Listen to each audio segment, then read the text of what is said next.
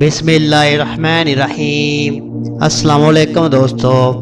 زمین سے سورج آگ کا دہتا ہوا گولا دکھائی دیتی ہے۔ ممکن ہے کبھی آپ کے ذہن میں یہ سوال آیا ہوگا کہ سورج کی بھڑکتی آگ پانی ڈال کر بجھائی جا سکتی ہے۔ آئیں دیکھتے ہیں کہ سائنس اس سلسلے میں کیا کہتی ہے۔ عام انسان کے دماغ میں تو فوری طور پر یہی خیال آئے گا کہ اربوں گیلن پانی ہو تو شاید سورج کے شعلے ختم ہو جائیں۔ ایسا سوچنا قابل فہم ہے کیونکہ آگ کیمیائی رد عمل کا نتیجہ ہوتی اور آکسیجن ملنے کے نتیجے میں بھڑکتی ہے۔ اس پر پانی ڈال کر آکسیجن ختم کرنے کی کوشش ہوتی ہے تاکہ اس کی شدت میں کمی آ سکے، لیکن خلا میں تو آکسیجن ہوتی نہیں تو پھر وہاں پانی کا کیا کام؟ شاید آپ کے لیے یہ بات حیران کن ہو کہ سورج دیکھنے میں تو آگ سے بنا ہوا ہے، مگر یہ وہ آگ نہیں جو ہم زمین پر دیکھتے ہیں، بلکہ یہ آگ نیوکلیر فیوژن کے نتیجے میں بھڑکتی ہے۔ اس کو پیدا ہونے کے لیے آکسیجن کی ضرورت نہیں، لہذا سورج پر پانی ڈالا گیا تو آگ میں کمی آنے کی بجائے الٹا رد عمل ہوگا اور وہ زیادہ بھڑک جائے گی۔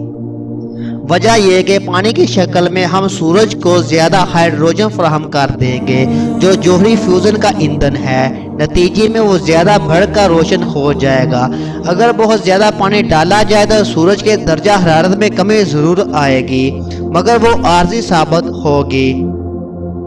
ویسے بھی اربوں گیلن پانی سورج تک لے جانا بھی بڑا مسئلہ ہے، وہ پہنچنے سے پہلے ہی ابل کا بخارات کی شکل اختیار کر لے گا۔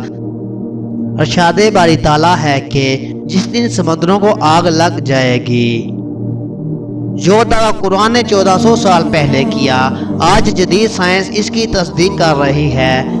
نزول قرآن کے وقت کوئی نہیں جانتا تھا کہ پانی ہائیڈروجن اور آکسیجن گیس پر مشتمل ہے۔ اگر پانی کو تحلیل کر دیا جائے تو اس کی ہائیڈروجن آگ پکڑ لے گی اور پانی بجائے آگ بجھانے کی آگ بھڑکا دے گا۔